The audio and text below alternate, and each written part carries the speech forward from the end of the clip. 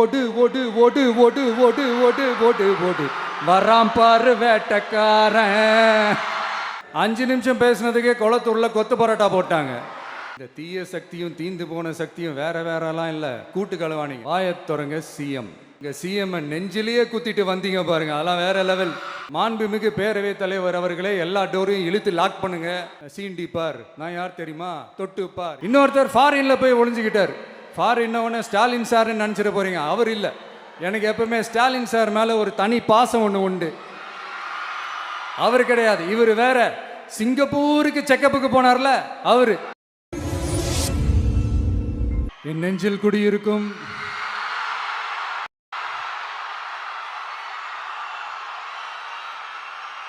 கரூர் சொந்தங்கள், உங்கள் அனைவருக்கும் என்னுடைய வணக்கம். ஒரு மனுஷன் லைஃப்ல எவ்வளோ பெரிய ஒரு உயரத்துக்கு போனாலும் மனசளவில் சில வலிகள், காயங்கள், அதை மறக்க முடியாது இல்லையா? எல்லார் லைஃப்லையும் அப்படி தான், நமக்கும் அப்படி தான். நிறையா வலிகள், காயங்கள் எல்லாத்தையும் தாண்டி தான் வந்திருக்கிறோம். ஆனால் எல்லாத்தையும் விட ரொம்ப ஜாஸ்தியான அந்த வலியும் அந்த காயமும் எனக்கு அந்த கரூர் சம்பவம் தான். மக்களை சந்திக்கிறதுக்காக, மக்களை சந்திக்கணும், மக்கள் பிரச்சனைகளை எடுத்து பேசணும். அதுக்காக தான் அந்த மக்கள் சந்திப்பு பயணத்தை தொடங்கி திருச்சி, அரியலூர், நாகப்பட்டினம், திருவாரூர், நாமக்கல், கரூர் அப்படின்னு சொல்லிட்டு போயிட்டு இருந்தோம். அரியலூரில் அந்த மீட்டிங் முடிச்சுட்டு பெரம்பலூர் போகிறதுக்கு முன்னாடி அந்த பெரம்பலூர் போலீஸ் எங்களை அலர்ட் பண்ணாங்க. சரிங்க, கூட்டம் கொஞ்சம் ஜாஸ்தியாக இருக்குது, லேட் ஆகிடுச்சு, வராதிங்க அப்படின்ட்டு. So we had no choice. Police சொன்னால் நம்ம அதை ஒபே பண்ணி தானே ஆகணும். அதே நேரத்தில் பெரம்பலூர் மக்களோட அந்த சேஃப்டியும் மைண்டில் எடுத்துக்கிட்டு ஒரு மன வலியோடவே திரும்ப போயிட்டோம். அதுக்கப்புறம் பெரம்பலூர் தொகுதி மக்களுக்கு மன்னிப்பும் கேட்டோம். அதே மாதிரி நாமக்கல் அந்த மீட்டிங் முடிச்சுட்டு கரூர் வரும்போது அந்த கரூர் போலீஸ் எங்களை அலர்ட் பண்ணியிருக்கலாம்ல.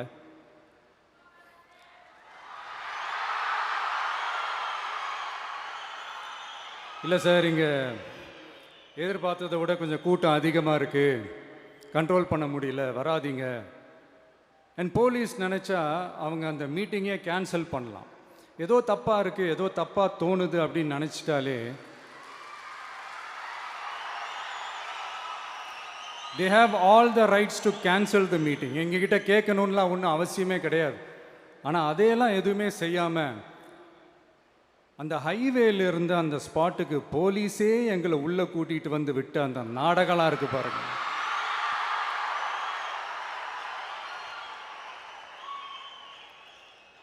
நம்பிட்டேங்க, முழுசாக நம்பிட்டேன். அன்னைக்கு இருந்த அந்த கரூர் போலீஸ் பேசும்போது தேங்க்ஸ்லாம் சொன்னேன் அவங்களுக்கு. எனக்கு தெரியாது இப்படி ஒரு நாடகம் நடக்கும். இதுக்கெல்லாம் யார் காரணம்? இதெல்லாம் யார் சொல்லி செஞ்சது?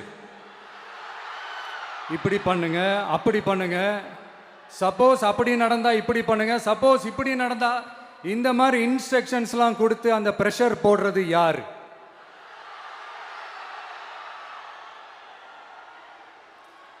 அந்த சம்பவத்தில் நம்ம யாரெல்லாம் இழந்திருக்கோம் தெரியுமா?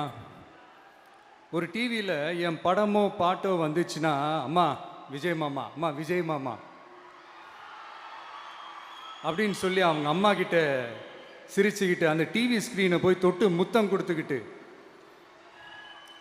என் அக்கா தங்கச்சிங்களோட தங்க பிள்ளைகளை இழந்திருக்கோம்யா. மழலை கூட சரியா வராதப்போ ஒரு பேப்பர் மேகசினில் என் ஃபோட்டோவை பார்த்தா அது சிரிச்சுக்கிட்டு, அந்த கள்ளங்கபடம் இல்லாத அந்த சிரிப்பு, அந்த கடவுள் மாதிரி இருக்கிற அந்த பச்சை பிள்ளைங்களை இழந்திருக்கோம்யா. என் அக்கா தங்கச்சி, அண்ணன், தம்பி, குடும்ப உறவுகளை இழந்து அந்த வலியோட இருக்கிற என்ன நீங்கள் ஏளனமாக பேசுகிறீங்களா? என் மேலே பழிய தூக்கி போடுறீங்களா? இப்படி ஒரு சம்பவம் நடந்துருச்சு. இது ஏன் எதனால அதுக்கான பின்னணி என்னன்ட்டு அந்த வலியோட வீட்டில் உட்கார்ந்துட்டு இருக்கிறேன். ஓடி ஒளிஞ்சிட்டான்னு வர சொல்றீங்களா? வாய் வாயின்னு ஒன்று இருந்தா என்ன வேணாலும் பேசுவீங்களா?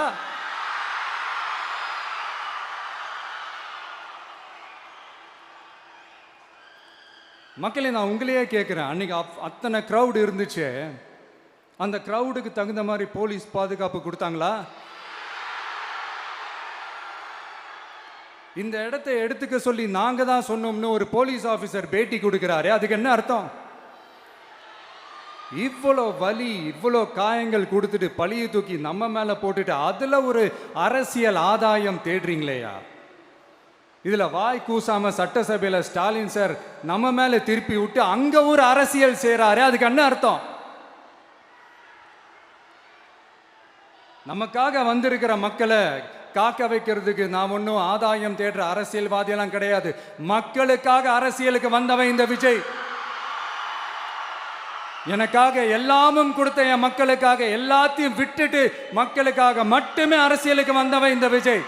அவங்களுக்காக நன்றி கடன் செலுத்துறதுக்காக மட்டுமே அரசியலுக்கு வந்தவன் இந்த விஜய். உங்களுக்கு தான் இந்த விஜயை பத்தி நல்லா தெரியுமே. ஆனா நம்ம எல்லாருக்குமே இத்தனை வலிகள் காயங்கள் கொடுத்தவங்களுக்கு இந்த 2026 தேர்தலில் தக்க பதிலடி கொடுத்துட்டீங்க. ஆனா அது மட்டுமே பத்தாது மக்களே, அது மட்டுமே பத்தாது. காலகாலத்துக்கும் எழுந்திருக்கவே முடியாத அளவுக்கு நிரந்தரமான ஒரு பதிலடியை நீங்க கொடுத்துக்கிட்டே இருக்கணும்.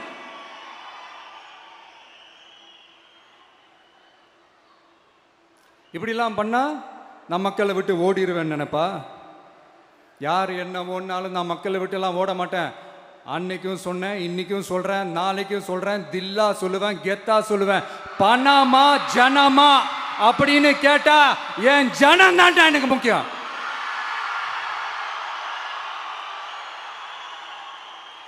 மக்களே, உங்களை விட எனக்கு இந்த காசு பணம் முக்கியமா என்ன? இவ்வளோ குறைகள் நம்ம மேல சொல்றாங்களே, இப்போ நான் சொன்ன மாதிரி அவங்களால ஓப்பனா சொல்ல முடியுமா? அந்த தில்லு இருக்கா, திராணி இருக்கா? ஒரு கிடையாது. ஆனா நம்ம மக்கள் அமைச்சு கொடுத்த நம்ம அரச குறைகள் மட்டும் டிசைனா மாடல் மாடலா குறைகள் மட்டும் சொல்லுவாங்க. ஒவ்வொரு டிபார்ட்மெண்ட்லயும் அந்த பார்ட்டி ஃபண்ட், அந்த கட்சி நிதின்ற பேர்ல அடிக்கிற கொள்ளையெல்லாம் இந்த தீய சக்தியா இருக்கட்டும், தீந்து போன சக்தியா இருக்கட்டும், ரெண்டு பேரும் மாறி மாறி இதே தான் செஞ்சிட்டு இருக்கிறாங்க. இதில் ஒரு ஹைலைட் காமெடி என்னன்னா, சட்டசபையில் பேசும்போது பார்ட்டி ஃபண்டுன்னு தான் சொன்னேன். அது எந்த பார்ட்டி, என்ன ஃபண்டு, யாரு, என்ன பேரு எதுவுமே சொல்ல. பார்ட்டி ஃபண்டுன்னு சொன்னவனை எடுத்தாங்க பாருங்க ஒரு ஓட்டம். எனக்கே ஃபர்ஸ்ட் புரியல, ஏன்பா ஓடுறாங்க? அப்படி என்ன நம்ம இப்போ சொல்லிவிட்டோம். அதான் அந்த குற்றம் உள்ள நெஞ்சுக்கு தான் குறுகுறேங்கும். இது எப்படி இருக்கு தெரியுமா? எங்க அப்பா பீரோக்குள்ள இல்லை, எங்க அப்பா பீரோக்குள்ள இல்லை அப்படின்னு சொல்ற மாதிரி. ஐயோ, ஏன் கேட்குறீங்க? இவங்களோட செம்ம கூத்தா இருக்குங்க, செம்ம ஃபன்னா இருக்கு. சென்னையில் ஒரு பாலம் கட்டுறதுக்காக நார்மலாக ஆகிற செலவை விட அதிக செலவில், கிட்டத்தட்ட டபுள் மடங்கு செலவில் ஒரு டெண்டர் ஒன்று விட்டுருக்குறாங்க. அதையெல்லாம் தோண்டி எடுத்து அதெல்லாம் இப்போது கண்டுபிடிச்சி கேன்சல் பண்ணியிருக்கிறோம். இன்னும் எத்தனை கோடி ஊழல், எத்தனை லட்சம் கூடல் தோண்ட தோண்ட வருமோ எங்களுக்கே தெரில. ஒவ்வொரு முகமுடியாக கிழியுது. ஐயோ, இந்த விஜய் ஒவ்வொரு கதையாக எடுத்து வெளியில் விட்டுருவான் போலேன்ட்டு திரும்புகிற பக்கம்லாம் கதறல் கதறல் கதறல். காதலேருந்து ரத்தம் வராத குறை. ஆமாம், இப்படி ஊழல்லே ஊறி போனவங்க இப்படி தான் இருப்பாங்க. இந்த 50-55 நாட்களில் அங்கே செஞ்ச சில விஷயங்கள்லாம் சட்டசபையிலே எடுத்து சொன்னேன். பட் இங்கே ஒரு சில விஷயங்கள் சொல்லணும்னு நினைக்கிறேன். இந்த மின்சாரத்துறையில் இதுக்கு முன்னாடி போட முடியாமல் இருந்த அந்த பதவி உயர்வை இப்போ தான் எங்களால் போட முடிஞ்சுது. அதுக்காக ஒரு அக்கா அழுதுகிட்டே ஒரு நன்றி சொன்னாங்களே, அதெல்லாம் உங்கள் கண்ணில் படாது அந்த வீடியோலாம், குறை சொல்கிறவங்களுக்கு. அடுத்து லஞ்சம்லாம் ஒழிக்க முடியாது, ஊழல்லாம் ஒழிக்க முடியாது, அதெல்லாம் பிளட்டிலேயே ஊறி போய் இருக்கு அப்படின்னு சொன்னவங்க போய் ஒவ்வொரு கவர்மெண்ட் ஆஃபீஸாக பாருங்க, ஒரு பைசா லஞ்சம் இல்லை, ஒரு பைசா ஊழல் இல்லை. வேலையெல்லாம் சும்மா டக்கு டக்கு டக்குன்னு நடக்குது.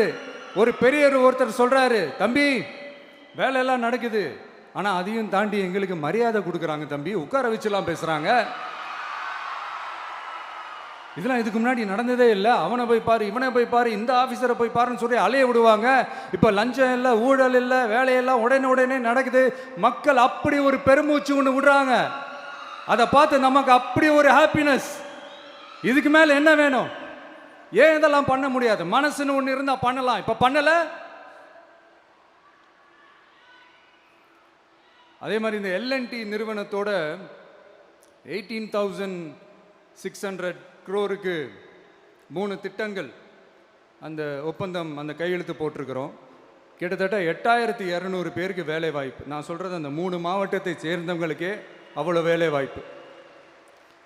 குறுவை சாகுபடிக்காக 134 கோடியில் அந்த சிறப்பு தொகுப்பு திட்டம் அறிவிச்சிருக்கிறோம் நம்ம விவசாயிகளுக்காக. இப்போவும் சொல்கிறேன், நம்ம விவசாய பெருமக்களே, உங்களோட இந்த அரசு கூடவே நிற்கும். பெண்கள் பாதுகாப்புக்காக சிங்கப்பெண் அதிரடி படை, அது உங்களுக்கு நல்லா முன்னாடியே தெரியும்.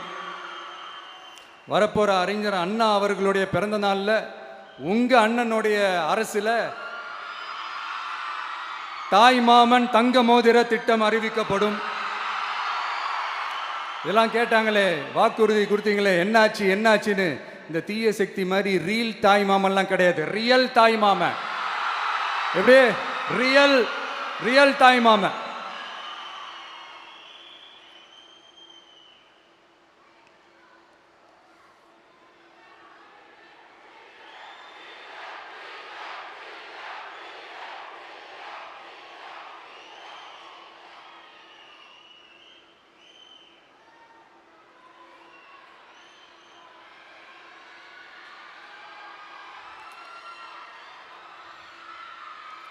இந்த தீய சக்தியை பற்றி, அவங்க நிர்வாகத்தை பற்றி ஒரு வெள்ளை அறிக்கை ஒன்று வெளியிட்டோம்ல, அது ஷார்ட் அண்ட் ஸ்வீட்டாக சொல்லணுன்னா, ஒரு ஓட்ட பாத்திரத்துக்குள்ளே தண்ணி ஊற்றிக்கிட்டே இருந்திருக்கிறாங்க. பாத்திரம் எம்டியாகவே இருந்திருக்கு, ஆனால் ஊற்றின தண்ணி தான் எங்கே போச்சுன்னு தெரில. கடவுளுக்கு தான் வெளிச்சம். அது மாதிரி இப்போ நம்ம சொன்னதெல்லாம் சும்மா ஒரு சாம்பிள் தான். இன்னும் வரப்போகிற நாட்களில் உங்கள் அரசனுடைய அந்த விஸ்வரூபத்தை நீங்கள் பார்ப்பீங்க. அடுத்து வாயத்துறங்க சிஎம். அடாடா, உங்கள் சிஎம்ஐ நெஞ்சிலேயே குத்திட்டு வந்தீங்க பாருங்க, அதெல்லாம் வேற லெவல். பேசுங்கன்றீங்க, பேசுனா எந்திரிச்சு ஓடிடுறீங்க. இனிமேல் பேச ஆரம்பிக்கிறதுக்கு முன்னாடி என்ன பண்ணணும் அப்படின்னா, ஒரு நண்பர் ஒருத்தர் சொன்னார், மாண்புமிகு பேரவைத் தலைவர் அவர்களே, எல்லா டோரையும் இழுத்து லாக் பண்ணுங்க அப்படின்னு சொல்லிட்டு தான் பேச்ச ஆரம்பிக்கணும் போல் இருக்கு. ஏன்னா பேசிருக்கும் போது எந்திரிச்சு ஓடிடுறாங்க. 5 நிமிஷம் பேசுனதுக்கே குளத்தூரில் கொத்து பரோட்டா போட்டாங்க. இதுக்கு மேலே பேசினா மொத்தமாக முடிஞ்சிடும், பார்த்துக்கங்க. நாம் அரசியல் பேசினா விஜயெல்லாம் அரசியல் பேசலாமா அப்படிங்கிறது. சரிப்பா, நமக்கு எதுக்கு வம்பு, நம்ம பாட்டுக்கு நம்ம வேலையை பார்ப்போம், எதுக்கு அவங்கள பற்றி பேசிக்கிட்டு அப்படின்னு இருந்தால் விஜய்க்கு அரசியலே பேச தெரில அப்படிங்கிறது. இப்படியே மாறி மேகதாது அணையை பற்றி என்ன தெரியும், விஜய் அதை பற்றி பேசலை. இப்படி நம்ம அரசியலுக்கு வந்ததுலேருந்தே ஒரு கூட்டம் குறை மேலே குறையா சொல்லிக்கிட்டு, பாட்டு கச்சேரி எங்களுக்கும் பண்ண தெரியும், பண்ணலாமா? இந்த மேகதாது அணை சம்பந்தமான அந்த வழக்கில் தமிழ்நாட்டோட பெட்டிஷனை சுப்ரீம் கோர்ட் எப்போ ரிஜெக்ட் பண்ணுச்சு? அப்போ யார் ஆட்சியில் இருந்தா? ஏன் ஒழுங்காக வாதாடல? நீங்கள் ஒழுங்காக வாதாடி இருந்தீங்கன்னா அதை ரிஜெக்ட் பண்ணியிருக்க மாட்டாங்கல்ல. ஏன் ஸ்டாலின் சார் வேணும்னே விட்டுட்டாரா? ஏன் இப்படிலாம் கேள்வி கேட்கலாமா? இப்படிலாம் கேள்வி கேட்டால் தான் மேகதாது அணையை பற்றி பேசுனதா அர்த்தமா? ஏன் அந்த ஸ்டேட்டு சிஎம் பேசுகிறாரு, நீங்கள் ஏன் பேசலை அப்படின்னா, நம்ம ஸ்டேட்டோட உரிமையை எங்கே நிலைநிறுத்தணுமோ அதுக்காக வேலை பார்க்குறது மட்டும்தான் முக்கியம். சும்மா சவால் விட்டுக்கிட்டு சீண்டிப்பார், நான் யார் தெரியுமா, தொட்டுப்பார், இப்படிலாம் பேசிக்கிட்டு இருந்தால் வேலைக்கு ஆகாது. சும்மா பேசி பிரச்சனையை வளர்த்துக்கிட்டு யார் மேலே அது பழியை தூக்கி போட்டுட்டு அப்புறம் மக்களை அம்போன்னு தெருவில் விட்டுட்டு இப்படி தான் ஒரு அரசியல் பண்ணணும்னா அந்த அரசியல் நமக்கு தேவையும் இல்லை, அதை நம்ம செய்யவும் போகிறதில்ல.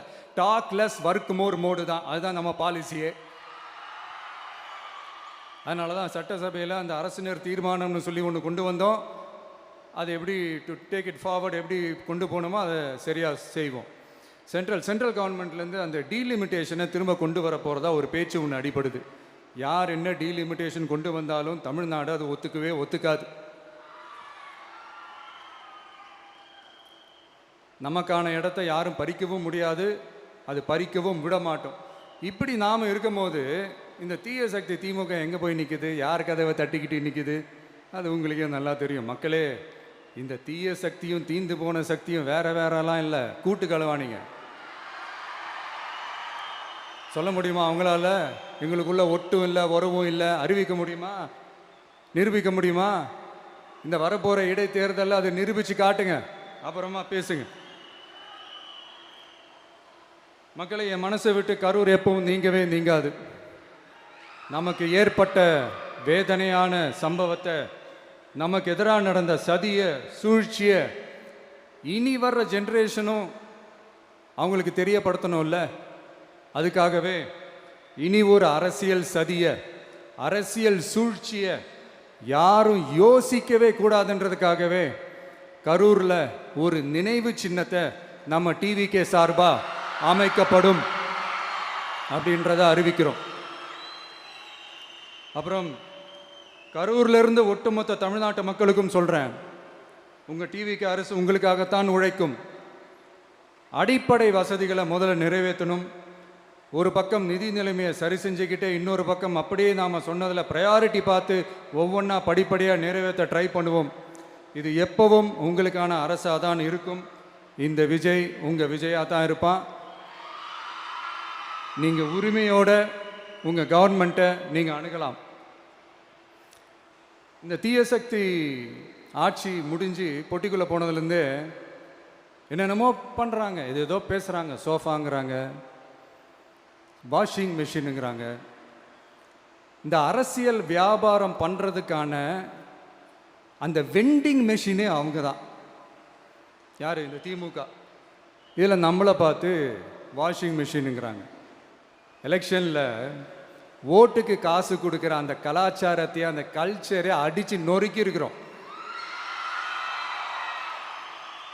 எலெக்ஷன்லேயே அப்படி வேலை பார்த்த நமக்கு எதுக்கு இந்த குதிரை, கழுதை, ஒட்டக பேரெல்லாம்? மக்களின் பக்கம் அப்படி இருக்கும்போது நமக்கு எதுக்கு இந்த பேரெல்லாம்? இந்த திருட்டு திமுக ஆட்சியை வச்சுக்கிட்டு ஊரடிச்சு ஒலையில போட்டு இந்த கொள்ளையை அடிச்சதுனால தான் உங்க கரூர் கம்பெனி ஓனர் ஒருத்தர் எங்க இருக்காருன்னே தெரியாம ஓடு ஓடு ஓடு ஓடு ஓடு ஓடு ஓடு ஓடு வராம் பாரு வேட்டக்காரன் ஓடினே இருக்கிறாரு. இன்னொருத்தர் ஃபாரின்ல போய் ஒளிஞ்சுக்கிட்டார். ஃபாரின் ஸ்டாலின் சார்ன்னு நினச்சிட போறீங்க. அவர் இல்லை. எனக்கு எப்பவுமே ஸ்டாலின் சார் மேலே ஒரு தனி பாசம் ஒன்று உண்டு. அவர் கிடையாது, இவர் வேற. சிங்கப்பூருக்கு செக்கப்புக்கு போனார்ல அவரு. இன்னும் தோண்ட எத்தனை பேர் மாட்ட போகிறாங்களோ தெரில. உங்ககிட்ட யாராவது லஞ்சம் ஏதாவது கேட்டாங்கன்னா கொடுக்க முடியாது சொல்லுங்கள், நான் இருக்கேன் உங்களோட. அப்படியே யாராவது ஃபோர்ஸ் பண்ணாங்கன்னா, இது எங்க மகன், எங்க புள்ள, எங்க அண்ணன், எங்க தம்பி, எங்க விஜய், எங்க விஜயோட ஆட்சின்னு ஸ்ட்ராங்கா சொல்லுங்க. மக்களை, நீங்க கூட இருக்கும் போது லஞ்ச ஊழல் மட்டும் இல்லை, அதிகாரத்தை வச்சு ஆட்டம் போடுற யாரா இருந்தாலும் அடங்கிடுவாங்க. இந்த கடமை, கண்ணியம், கட்டுப்பாடுன்ட்டு ஒரு காலத்தில் கொள்கையோடு இருந்த கட்சியெல்லாம் இன்னைக்கு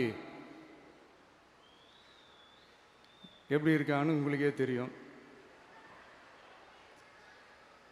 அதாவது இந்த டிவிகே கட்சியோட தலைவரை எதிர்க்கிறதுல ஒரு நியாயம் இருக்கு. ஏன்னா உங்க பொழப்பில் மண்ணள்ளி போட்டான். என்ன, இந்த ஊழல் லஞ்சம்லாம் பண்ண மாட்டேன்னு சொல்லி உங்கள் அரசியலையே ஒரு தெருமுனைக்கு கொண்டாந்து விட்டான். மக்கள் வேற அவனை தான் நம்புகிறாங்க. ஸோ இந்த விஜயை எதிர்க்கிறதுல ஒரு அரசியல் நியாயம் இருக்குது, அதை புரிஞ்சுக்கலாம். ஆனால் இன்னைக்கு இந்த விஜயை மக்கள் ஓட்டு போட்டு ஜெயிக்க வச்சு ஒரு தீர்ப்பை கொடுத்து மக்களுக்காக வேலை செய்கிறதுக்காக முதலமைச்சராக உட்கார வச்சிருக்கிறாங்க.